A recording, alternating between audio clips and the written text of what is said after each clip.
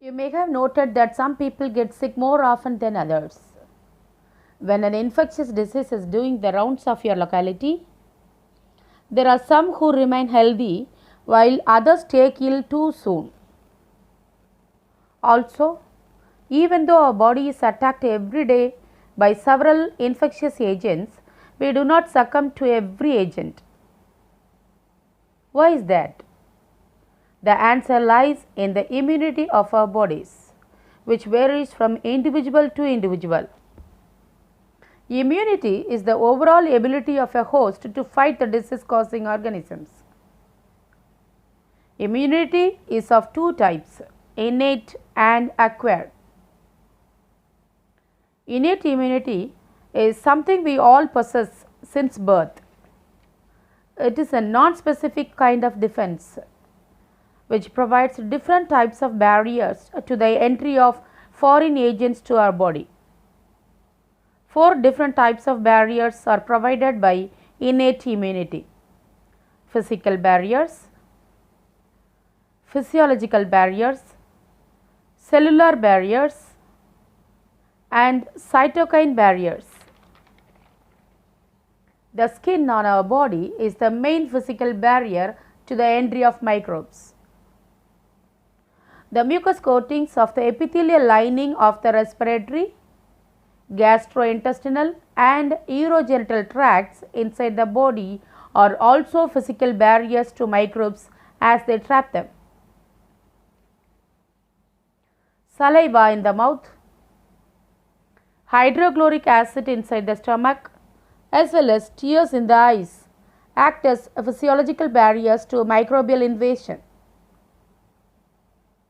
Our body also has certain types of leukocytes or white blood cells or WBCs such as monocytes, natural killer lymphocytes and polymorphonuclear leukocytes, also known as PMNL neutrophils, in the blood. Together, they constitute a cellular barrier. Along with macrophages in the tissues, they can also destroy microbes.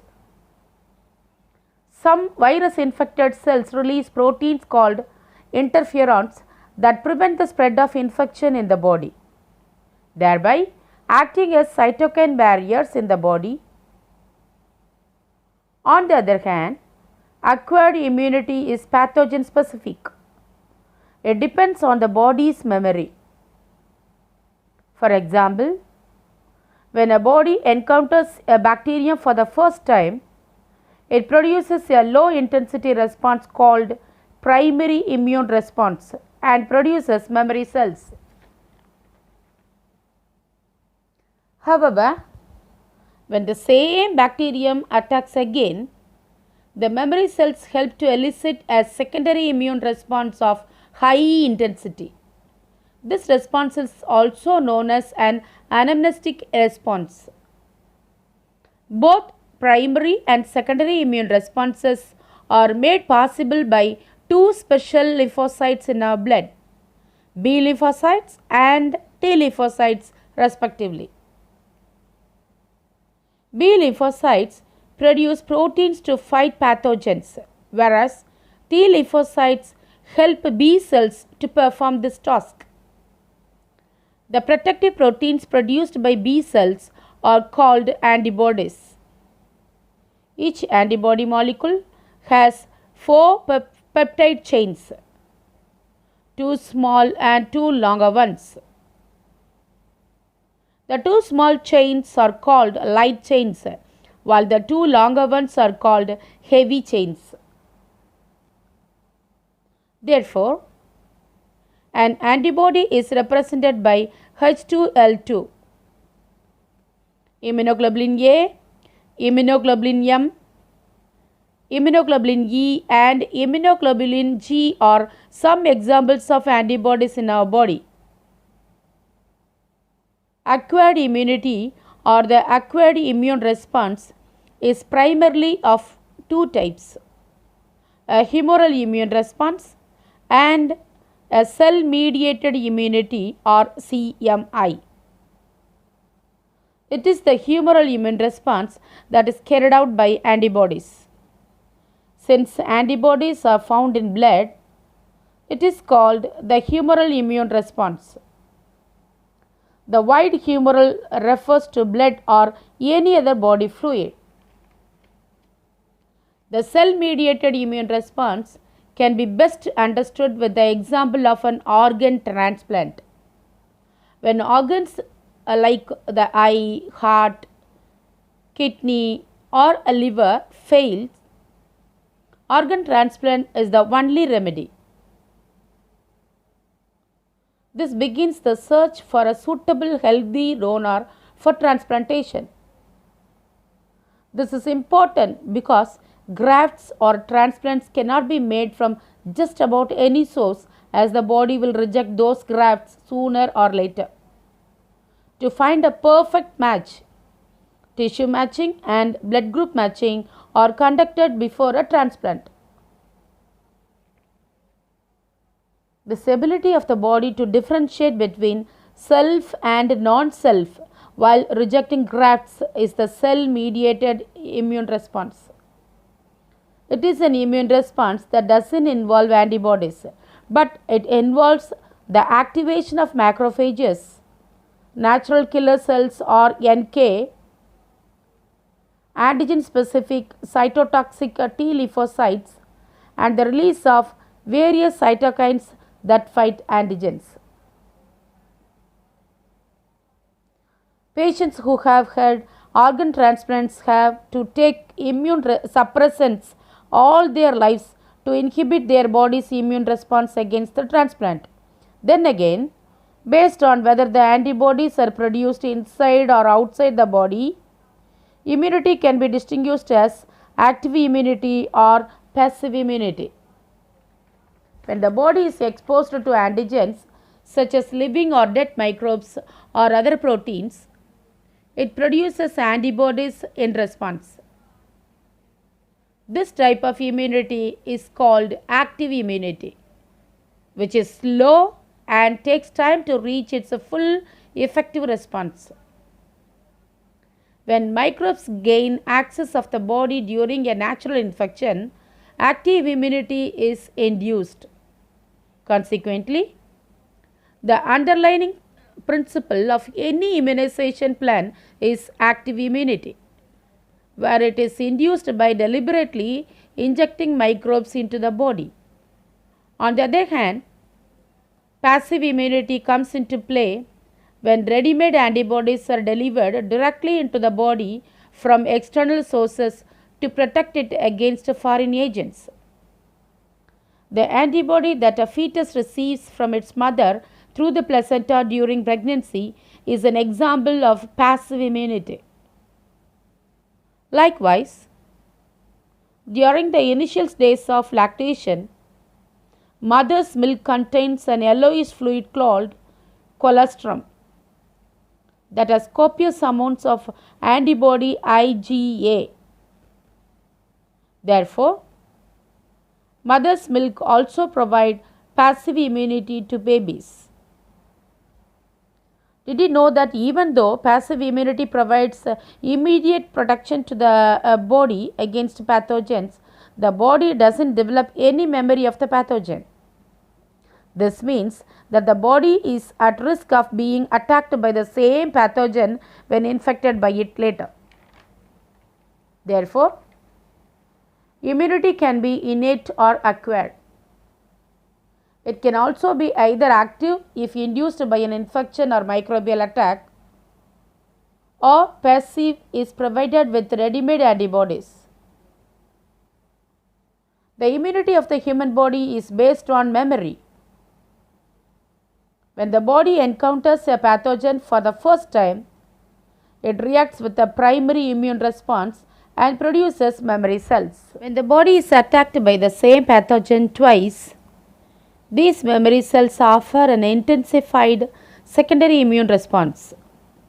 This memory of the immune system is also used as a principle in the immunization program.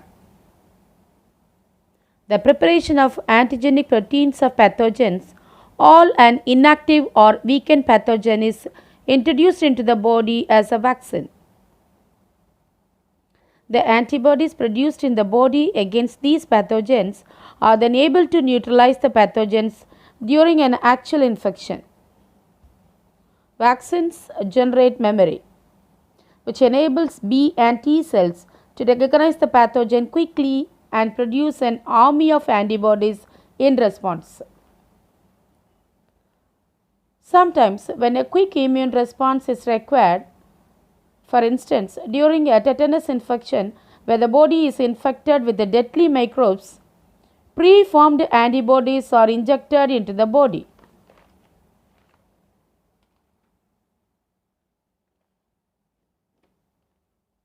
It's the same with the snake bites, where patients are injected with the preformed antibodies or an antitoxin, which is a preparation of antibodies against the snake venom. This type of immunization involving preformed antibodies is called passive immunization.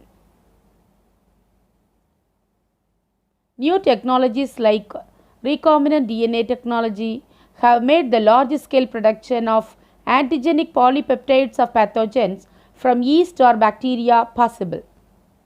The hepatitis B vaccine is produced in a similar manner from yeast. In higher vertebrates, like human beings, memory-based acquired immunity is so evolved that they can differentiate foreign organisms such as pathogens from self cells. Most experimental immunology is based on this aspect. In addition, sometimes due to genetic or other unknown reasons, the body attacks itself or self cells. This attack damages the body and is called an autoimmune response.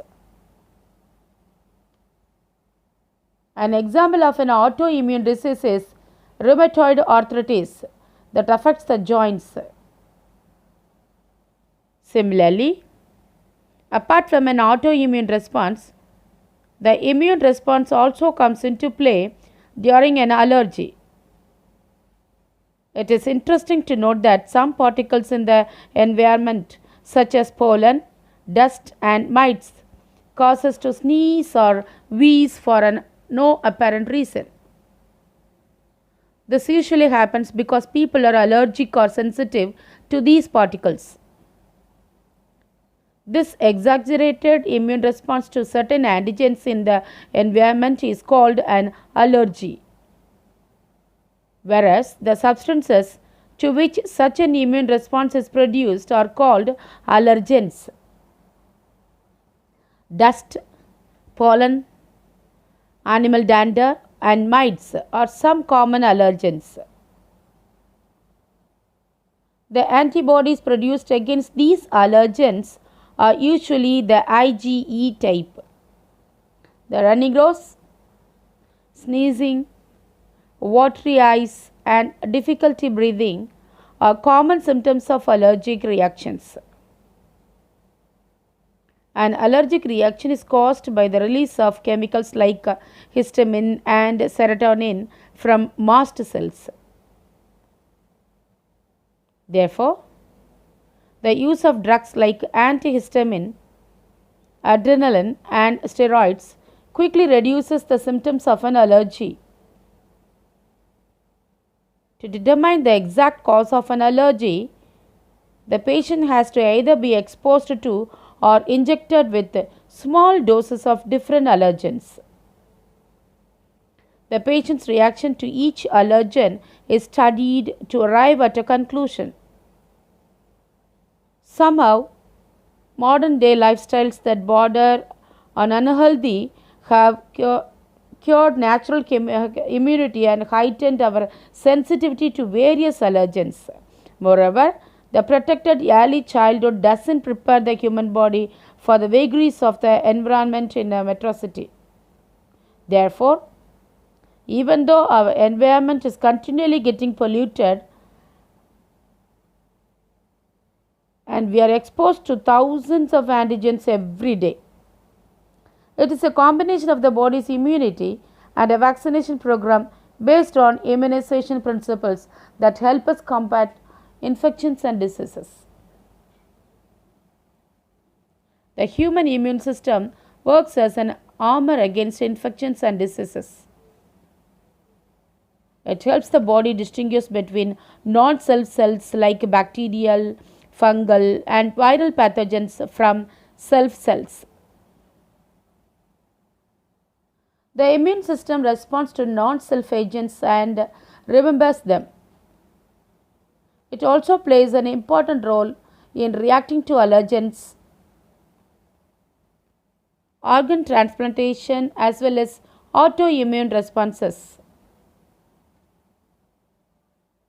The human immune system consists of lymphoid organs, lymph nodes, and lymph cells called lymphocytes. The lymphoid organs are where lymphocytes originate, mature, and proliferate. Lymphoid organs can be classified as primary lymphoid organs and secondary lymphoid organs. Bone marrow and the thymus are two primary lymphoid organs. Bone marrow is a flexible tissue found in the hollow interior bones where all blood cells including lymphocytes are produced. The thymus, on the other hand, is a lobed organ which is located near the heart and beneath the breastbone. The thymus, which is quite large at birth, shrinks in size with an increasing age. By the time a person reaches puberty, thymus shrinks considerably. Both bone marrow and the thymus provide the environment for the development and maturation of T lymphocytes. It is in these two organs that immature lymphocytes differentiate into antigen sensitive lymphocytes. And lymphocytes mature, they move to the secondary lymphoid organs such as the spleen, lymph nodes, tonsils, Peyer's patches in the small intestine, and appendix. It is inside the secondary lymphoid organs that lymphocytes interact with the antigens and proliferate to form effector cells. The spleen is a large bean-shaped organ located in the upper left part of the abdomen, protected by the rib cage. It chiefly contains lymphocytes, erythrocytes, and phagocytes. It acts as a large reservoir of blood to be supplied in times of emergencies like hemorrhagic shock or excess loss of blood due to cuts or injuries. It also plays the role of an RBC graveyard by removing old or damaged RBCs from the body. Apart from the lymphoid organs, the human body has clusters of lymph nodes in places such as the neck, underneath the arms, and in the groin.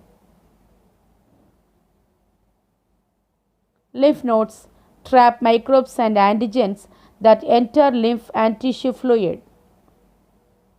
It is these antigens trapped inside the lymph nodes that activate the lymphocytes to produce antibodies, resulting in an immune response. Another lymphoid tissue called mucosal associated lymphoid tissue or MALT is located inside the epithelial lining of major tracts like the respiratory, digestive, and urogenital tracts. The T cells, B cells, and macrophages present in MALT help regulate mucosal immunity. MALT constitute about 50% of lymphoid tissue inside the body.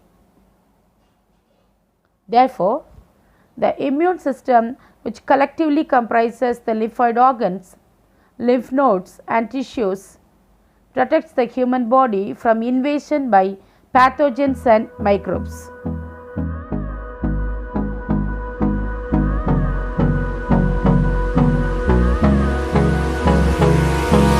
Hold me close till I get up.